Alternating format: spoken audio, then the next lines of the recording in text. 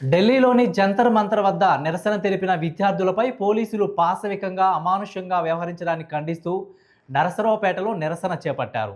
అంబేద్కర్ విగ్రహం వద్ద Narasaraopet bar association, Indian lawyers association, AP lawyers union ఆధ్వర్యంలో న్యాయవాదులు నిరసన వ్యక్తం చేశారు.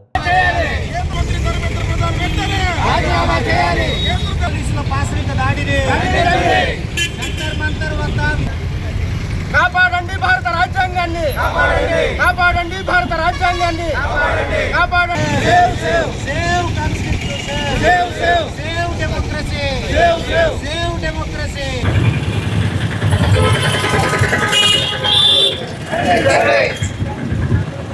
ఈరోజు Narasaraopet bar association, Indian lawyers association, అదేవిధంగా ఐలు సంయుక్తంగా ఈ ధర్నా కార్యక్రమం నిర్వహిస్తూ ఉన్నాము. దీనికి కారణం ఏంటంటే మే 3వ తారీఖున రాసిన నీట్ పరీక్ష పేపర్ లీక్ అయిన తర్వాత మళ్ళీ జూన్ 21 పెట్టినప్పటికీ మే 3వ తారీఖున పెట్టిన దాంట్లో ఉత్తీర్ణులైన విద్యార్థులు మొత్తం తప్పడం జరిగింది.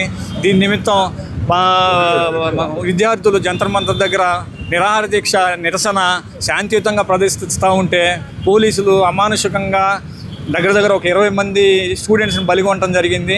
ఈ విషయం న్యాయవాదులమైన సొసైటీలో మేమేం చేయగలమనంటే మా నిరసనని శాంతియుతంగా తెలియపరచాలని ఐలుతోటి ఐఏఎల్ తోటి సంయుక్తంగా ఈ ధర్నా నిర్వహిస్తూ ఉన్నామండి.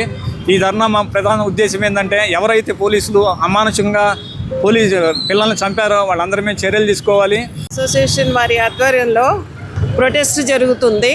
విద్యార్థుల ధర్నాకి మద్దతుగా ఈ ప్రొటెస్ట్ జరుగుతుంది. ఈ విద్యార్థులు వాళ్ళ హక్కు కోసం పోరాడుతుంటే వాళ్ళపైన లాఠీ చార్జీ చేయటం, వాళ్ళ మీద వాటర్ చేయటం చాలా దౌర్జన్యంగా ప్రవర్తిస్తుంది ప్రభుత్వం. విద్యార్థులకు మద్దతుగా ఈ ధర్నా చేయటం జరుగుతుంది. ఇది ఆల్మోస్ట్ రెండో స్వాతంత్ర ఉద్యమంగా భావించవచ్చు. మన హక్కుల్ని కాలరాస్తూ మన ఆదర్శాలని మంటగలుపుతూ వాళ్ళ ఇష్ట ప్రకారము పేపర్ లీకేజీలు, తర్వాత అన్ని స్కాములు ఇష్టం వచ్చినట్టు చేస్తూ ఎవరన్నా ప్రశ్నించిన వాడిని ఉద్యమకారుడని, దేశద్రోహి అని ముద్ర వేస్తూ బలవంతంగా వాళ్ళని జైల్లో పెట్టిస్తూ అక్రమ కేసులు పెడుతూ నానా హింసాయుతంగా పరిపాలన సాగిస్తుంది. దీన్ని ప్రతి ఒక్కరు ఖండించాలని అందరికీ విజ్ఞప్తి చేస్తున్నాను. Thank you. గత 10 సంవత్సరాల్లో 110 సార్లు పేపర్ లీక్ అయింది.